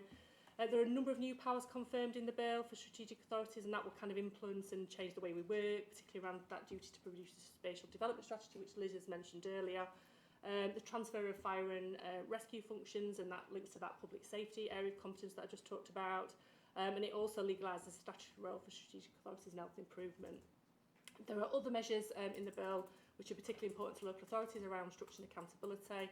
And it's also kind of the bill is linking in now to that kind of rights for local communities, so particular things around community right to buy, which I'll not necessarily go in today, but something there around how does that devolution impact more widely on local areas. That bill is now starting its passage through Parliament. It's expected that it will be coming to law April time, and that's really important. It's a hard stop there because, as we know, that there'll be new combined authorities, new strategic authorities coming into force from May. So there's a real impetus for trying to get this bill through that legislative agenda. The paper also sets out kind of the approach to integrated settlement, following on from the two pilot trailblazer areas, West Midlands and Greater Manchester. And they received their first settlement in April this year. So a lot to go on from kind of the learning that they've developed through this process. At the June 25 spending review, there's a kind of a policy document that was kind of published, and that will help us guide our way through this process as we kind of move through this year. But there's a lot of work to do, and what the paper does is kind of set out kind of some of that work and activity that we need to think about. The integrated settlement will include a consolidated budget, which links across to those 7 areas of competence. And there's a real pulling together now between the devolution framework and the integrated settlement, which I think is really, really important to make sure that we've not got any kind of inconsistencies. A really big piece of work that we'll need to do is to establish an outcomes framework, and that outcome framework will be the kind of liaison between the kind of the funding that we receive through the integrated settlement and the targets that we will need to be achieving to make sure that we're fulfilling all the work that we need to do. And our outcomes framework will be much broader than the integrated settlement to make sure that we're pulling in kind of other areas of work that we work on as a strategic authority. The timetable is kind of set out in the paper. There's quite a big amount of work to do. I think there's likely to be some slippage in that timeline. That's the published timeline. I think we're thinking that the quantum may not come in September. It might come a little bit later than that. But we'll be working in earnest really to kind of adhere to the timetables that we've got, which will enable us to kind of deliver from April. So there's some key work streams set out in the paper. That's the work that we'll need to be taking forward over this coming period. And we've asked, in terms of one of the recommendations, not only to kind of note this work that's happening, but also mandate to kind of carry on and working on this agenda mayor as we kind of progress. Thank you for cantering through that so swiftly. It's such a big piece of work as well. Thank you. Any comments on the work that's been undertaken? Thank you very much for that. Councillor Galton. Thank you, Chair. It was just clarification at 3.6, where it talks about mayors are enabled to appoint and remunerate up to 7 commissioners to lead on each area of competence, which is mentioned in the bill. So I'm just clarifying, is that as well as the current directorate, which is already in place?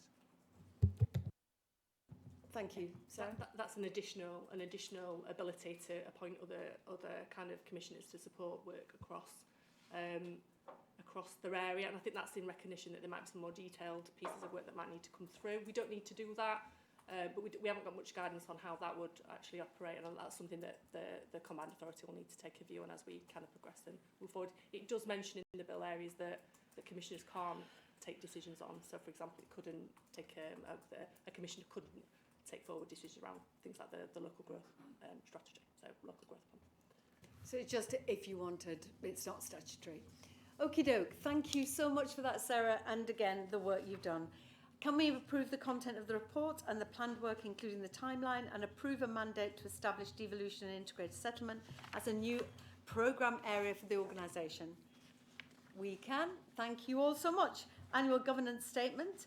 This is an opportunity not only to review how we've managed governance over the past year, but to look ahead to the challenges we faced. We also need acknowledgement of the audit opinion. Now, whilst I've shared my disappointment with officers on this year's internal audit opinion, I do believe we have the right systems in place now with the extra steps we're taking.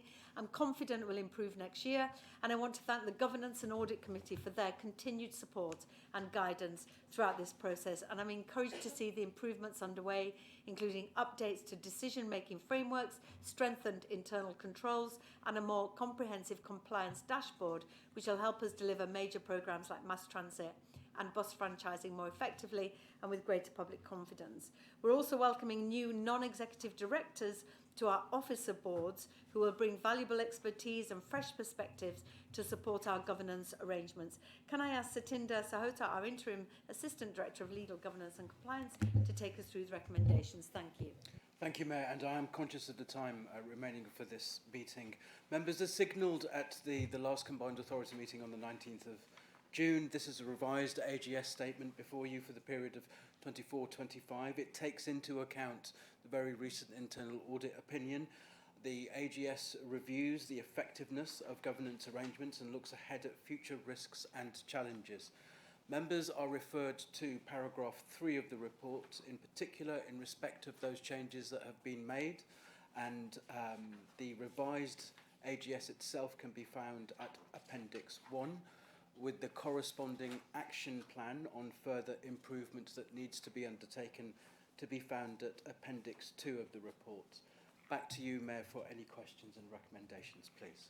Thank you so much. Any questions on this? No, thank you so much. So can we approve the revised annual governance statement at Appendix 1, incorporating the annual internal audit opinion and updated working in Section 8 conclusion as revised since the draft presented on the 19th of June 2025? We can. Thank you. Governance arrangements. The next item, the report asks us to fill vacancies on the Scrutiny Committee and in private sector representation. However, since the publication of papers, a few more nominations have been made to the Scrutiny Committee and Governance and Audit Committee. I understand, Satinder, you've approved these under your delegated powers. Can I invite you to provide a verbal update on the appointments, as well as take us through the report and the recommendations? Thank you, Mayor. So, members, this report deals with the appointment of private sector members to the Combined Authorities thematic committees. The report also deals with a request to change membership on the Scrutiny Committee and Governance and Audit Committee. The report sets out there has been a recruitment campaign to recruit private sector members and address differing tenure dates across the existing membership for those committees, and also, crucially, to ensure a broad range of differing voices and skills on those committees. Details of those nominations themselves can be found at Appendix 1 to the report, members. A small correction for your awareness, please. On Appendix 1, Emma Stakes Business Organisation should now be listed as Production Park.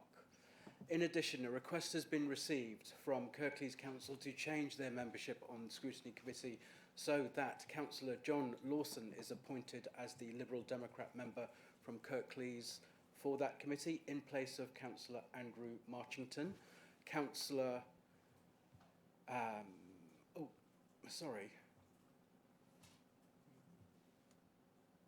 forgive me. Councillor Lawson is appointed to the Scrutiny Committee. Councillor Marchington is appointed as Liberal Democrat member from Kirklees in place of Councillor John Lawson.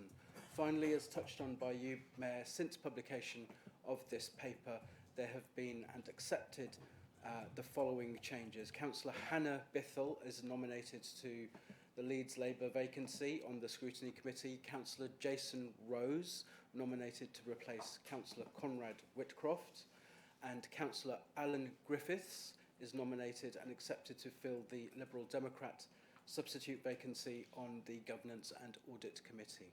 I will hand back to you, Mayor, please, for any questions and the recommendations. Thank you, and thank you to all those councillors for stepping up to do the heavy lifting, particularly around scrutiny. Any questions or comments? No, thank you so much. So can we approve the appointment of private sector members to committees as set out in Appendix 1 and approve the changes to Scrutiny Committee membership as set out recommendation 2.2 and 2.3 of the report and in the verbal amendment moved earlier? Lovely, we can. Thank you. The next item is the Scrutiny Committee's recommendations. This committee plays such a vital role in holding the Combined Authority to account, and thanks again to committee members for their diligence.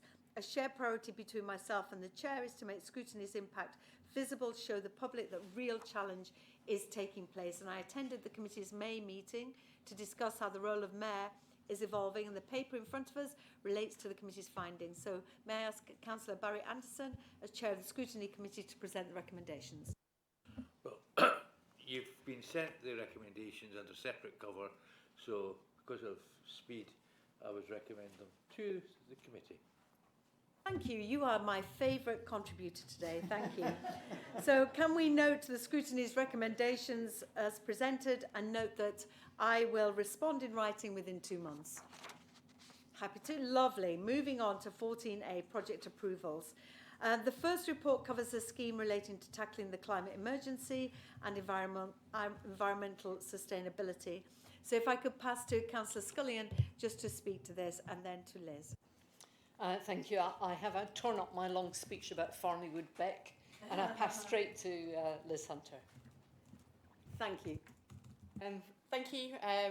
So this committee has been a supporter of flood mitigation schemes in the past. This is another one around natural flood risk management. And I won't repeat what's in the paper because there's an awful lot of detail in there, the types of measures that natural flood risk management have. Just to point out in 2.7, the last schemes that you saw in the previous meeting, we were kind of a match funder of, and therefore we had a smaller contribution to larger fund that the EA put together. The EA don't do as much natural flood risk management. We think it's important, hence why we are a majority funder in this case, and really commend to the committee the recommendations to move through the decision points to be able to start delivery. Thank you. Are we happy to approve the scheme outlined, as you've heard, through the assurance process with the approval of the CA's funding contribution and approval of future assurance pathways and approval routes and the detailed recommendations set out in the report? Are we happy to approve? We are, thank you. Moving on to the other project approval, and this report covers 2 schemes relating to delivering sustainable, integrated, inclusive and affordable transport. Can I ask Simon Pope, Transport Capital Programme Director, to take us through the recommendations, please? And the 2 schemes are the Consolidated Active Travel Programme and the Pelon Route to Schools. Thank you so much. Thank you, Matt. So I advised the Combined Authority in April of our £12.9 million award from Active Travel England under the Consolidated Active Travel Fund. This new fund consolidates capital and revenue funding for the delivery of active travel schemes that was previously granted to us separately on an annual basis. Combined Authority previously approved £600,000 early release back in April to scope the programme, so we're now seeking approval of a change request to accept and allocate the remaining funding. The business case summary that accompanies the papers includes the list of proposed schemes and how we're proposing that funding is spent. In line with funding requirements, the funding is required to be deployed on either new construction schemes, the top up to existing schemes, essential maintenance or pipeline development. The schemes that have been defined have been done so collaboratively with our district partners to ensure that they contribute towards the emerging priorities of our local cycling and walking improvement plan that's currently being refreshed, and that they also contribute towards the Mayor's Streets for Everyone pledge with Active Travel England, our draft policies framework in our new local transport plan, and the Combined Authority's Vision Zero road safety targets. The change request also includes approval of revised completion dates for existing active travel schemes where delivery is slipped due to issues encountered during delivery.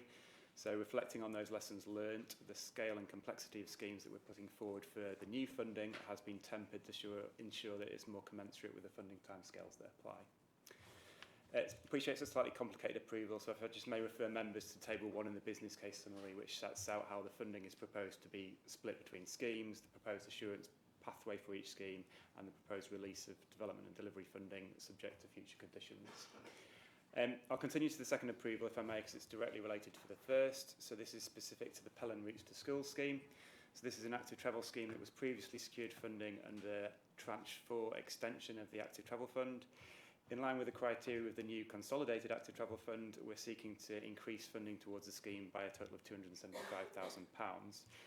This opportunity for increased funding has been taken in order to deliver an enhanced range of interventions across a wider area in order to try increase walking and cycling trips to school and reduce the number of killed and seriously injured accidents. So subject to approval, that scheme will commence construction in November and be complete by March. So I'll leave it there, but happy to take any questions in relation to both approvals as required. Thank you. If we're encouraging children to walk to school, we need to make sure that those streets around schools are safe. So this is a very good project. Any comments? Are we happy to approve the schemes outlined to progress through to the assurance process with the approval of the CA's funding contribution and approval of future assurance pathways and approval routes? And the detailed recommendations are in the report. We're happy to approve. Super duper, thank you. Moving on swiftly to project approvals, the portfolio summary. This details the impact on available funding of the latest project approvals sought from the CA and granted through delegated decisions since the April CA. Can I ask Ben Still, Chief Executive, takes through the recommendations? Thank you, Chair. This report, I think, shows no issues emerging and is just for noting. Thank you. Are we happy to note the portfolio summary information outlined in the report? We are. Thank you so much. Right, moving on to bus franchising update. We've only 15 minutes left of this meeting. I might have to steal 5 or 10 minutes of your time if necessary. This is an update on the bus franchising transition programme. This contains exempt appendices, and we will go into private session after the introductions before coming back for a wider discussion in public. It's a transformative moment for West Yorkshire's public transport, and I want to thank everyone from our teams to the community and partners for their ongoing commitment and collaboration. As the report makes clear, the decision to bring our buses back under public control was absolutely the right one, putting passengers first by setting routes, fares and standards that truly meet our needs. Our proposed timeline aims for a smooth implementation with franchise buses hitting the road from March 27. When we made the decision to franchise, we committed to maintaining the network as was when we made the decision, with further improvements being brought in as we re-establish the network. I'm encouraged by the excellent progress we're making, especially with contract procurement and the strategic plans for depot acquisitions, which are vital to delivering a reliable, efficient and fully integrated network. I'm also thrilled about the new transport brand, the Weaver Network. Bold and fresh, committed to a greener, more accessible, better connected West Yorkshire, honouring our rich industrial heritage and weaving communities together, much like our region's history. It stands as a symbol of connection and progress, stitching together our vision for a sustainable and inclusive future. Can I invite Councillor Hinchcliffe as Chair of the Transport Committee to speak to the report, then Paul to walk us through the recommendations, and once that's completed, we will go into private sessions. So thank you to members of the press and public that might be here, but if you could step out at that moment. But up until then, Councillor Hinchcliffe. I'll go straight to Paul in the interest. Thank you. And Paul Matthews, our Director of Bus Franchising. Thank you, Mayor. Well, the paper essentially describes the next critical stage of the complex franchising journey that we're on to get to the key milestone shown at 3.8, which is actually beginning the very first procurement in October 2025. What might appear to be quite a simple process of issuing a tender document is, as you can appreciate, very, very complicated. Now, members will recall previous approvals that the authority had given in January and May this year in relation to the lotting, depot and fleet strategies. And this paper sets out a number of recommendations in relation to the next stage of that journey, particularly approval of the procurement strategy and associated delegations. It separately describes a slight amendment to the process that sits behind the depot strategy, and again seeks approval of that change and associated delegations. And it also gives a brief update on the brand transition work. Now, clearly the detail behind much of the procurement strategy and the statement of particulars that sits alongside it, as you've said, Mayor, are sensitive, and thus the exempt appendices will go into more detail and need to be considered in private. But getting to this stage of the journey,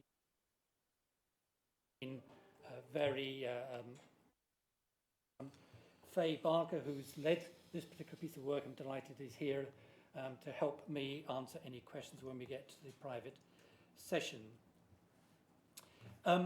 Getting, as I say, to this stage of the journey could not have been done in isolation from the market, and the paper describes in 3.11, 3.12 the very helpful collaboration support we've had from operators, large and small, existing and new to the region, which we're very encouraged about as part of our ongoing market engagement process.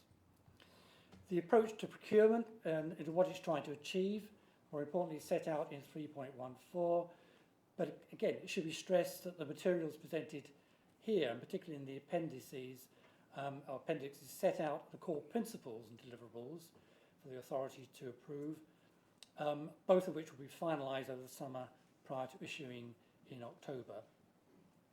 3.19 to 3.24 set out the essentials of the lotting strategy, which the authorities previously approved, and 25, 3.25 to 3.31, the process is going to be followed. Now, it's important to stress that lessons can and have been learned from our colleagues in Manchester, but since then procurement legislation has changed, and the core element of this is such that operators interested in bidding have to pass a qualification stage through a so-called dynamic market, and that's described in more detail in the papers, but actually does make the process easier for both operators and ourselves. And that it's important to bear in mind that that process of the dynamic market needs to happen in advance of issuing a tenders in October for all those who have qualified. The other element of the main paper, 3.32 to 3.34, covers the evaluation. And then finally in this section, the strategy has to have a statement of requirements as summarised in 3.35 to 3.7, but much more detail in the appendix. But in essence, this describes the respective commitments and responsibilities between the franchisee and the authority. So I'll come back to the recommendations after the private session, Mayor, if that's acceptable. But the first three, in essence, relate to the procurement approach that I've just described. Now, in relation to the depot strategy, the intention was and remains as stated in 3.46 and as delegated to the Chief Exec to enter into and to conclude negotiations with owners of existing depots. Such discussions are ongoing, but of course having access to a depot for the Tier A franchises to operate is critical, and so to mitigate the risks of non-delivery and to provide contingency, the options presented in the papers of pursuing compulsory purchase order powers in parallel, I stress in parallel, to commercial negotiations, and that's one of the recommendations. The detail that sits behind this is set out in 3.48 to 3.54, and given similar approaches that are being adopted in Liverpool and South Yorkshire, we've obviously shared legal advice between us all. So the last two recommendations that are behind the first three relate to such powers, which we'll come back to. And then finally, 3.55 to 3.60 give a very brief update on, as you described, Mayor, the very exciting brand transition journey that we're on, and full details of that rollout plan we brought back to the CA Combined Authority in September or October. And I recognise, based upon earlier discussion briefings regarding the issue about risk, I can assure members that risks are rigorously assessed by officers, and paragraphs 4.1 to 4.2 probably don't do that justice. probably won't provide it the evidence of that reassurance, but processes do clearly exist. So clearly, Mayor, we can take questions and discuss in more detail this paper and the appendix in private session, and then I suggest we come back to recommendations after that. Super, thank you so much. Okie doke, so if the members of the press and public can leave, please, and if we can stop the live stream, Miles. Thank you. Sorry to have to kick you out.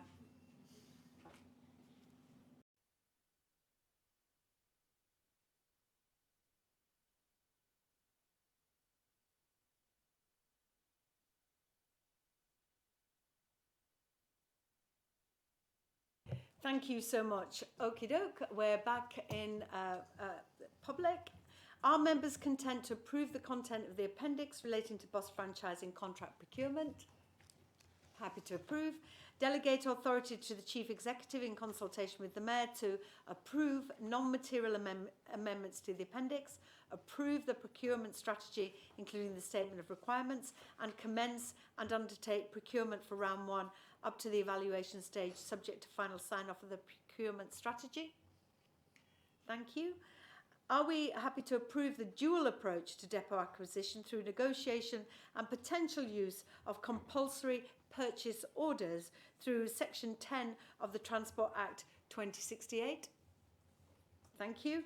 Delegate authority to the Chief Executive in consultation with the Mayor to take all necessary steps to implement compulsory purchase orders, including submission to the Secretary of State, conduct of a public inquiry if required, and settlement of compensation in line with legislation and the compensation code applicable to CPOs. We are. Super. Thank you all so much. I can't believe it. 1 minute over 1. So thank you all for your concise questions. So 16, there are minutes for your information with minutes from other committees and summaries from formal meetings that have been published on the CA's website since the last meeting. Can I thank everybody for your attendance and your dedication to our region, and we all deserve a good break. So please enjoy the sunshine wherever you're going, whatever you're doing. Spend time with your families, rest up, and be ready for another exciting episode of the Combined Authority going forward, which is the next meeting is the 18th of September 2025. Thank you all so much. Thank you.